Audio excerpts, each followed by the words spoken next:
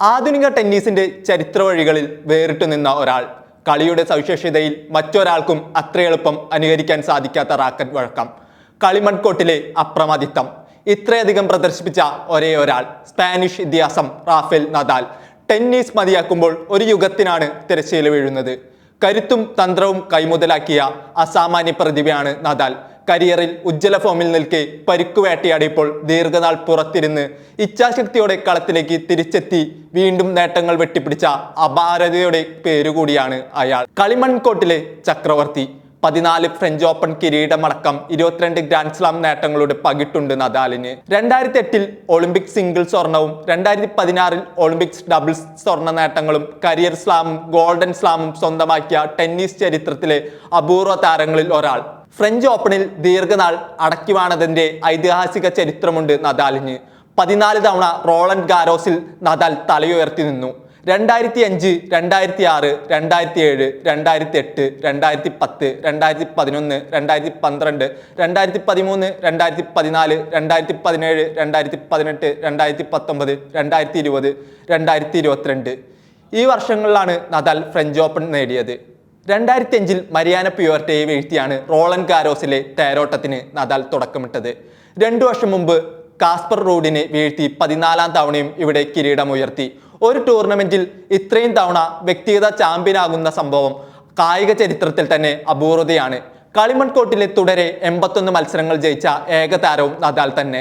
ഇത്തരം നിരവധി അപൂർവതകളുടെ സംഗമമാണ് നദാലിന്റെ കരിയർ. ടെന്നീസിനെ കാവ്യാത്മകമായി വ്യാഖ്യാനിച്ച കാൽപ്പനിക സൗന്ദര്യമായിരുന്നു സ്വിറ്റ്സർലൻഡിന്റെ ഇതിഹാസം റോജർ ഫെഡറർ. ഫെഡററുടെ സമകാലികനായി കരിയർ തുടങ്ങി പിന്നീട് ഫെഡറർക്ക് ഏറ്റവും കൂടുതൽ വെല്ലുവിളി ഉയർത്തിയ താരമാണ് നദാൽ.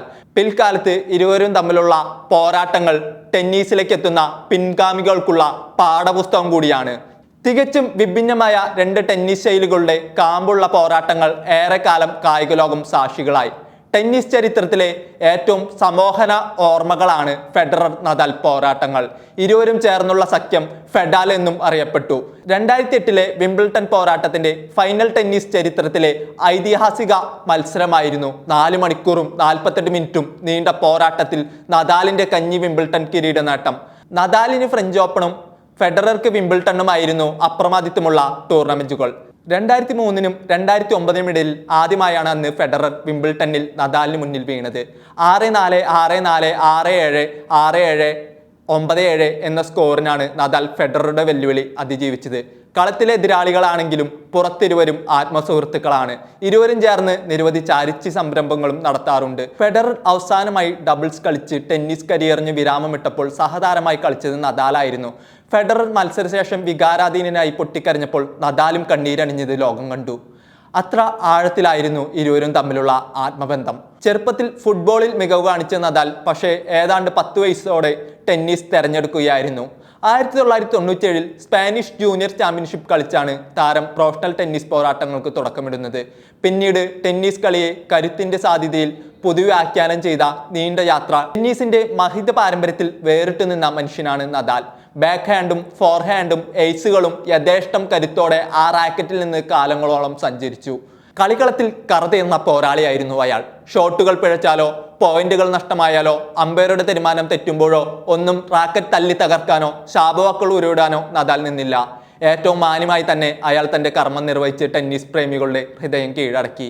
ഈ അടുത്ത് ഡേവിസ് കപ്പ് കാർട്ടർ കളിച്ചാണ് 38ാം വയസ്സിൽ നദാൽ ടെന്നീസ് റാക്കറ്റ് ഇനി എടുക്കില്ലെന്ന് പ്രഖ്യാപിച്ചത്. ജയത്തോടെ വിട ചൊല്ലാനായിരുന്നു ആഗ്രഹിച്ചത്. എന്നാൽ തോൽവിയോടെയാണ് കരിയറിന് അവസാനം കുറിച്ചത്.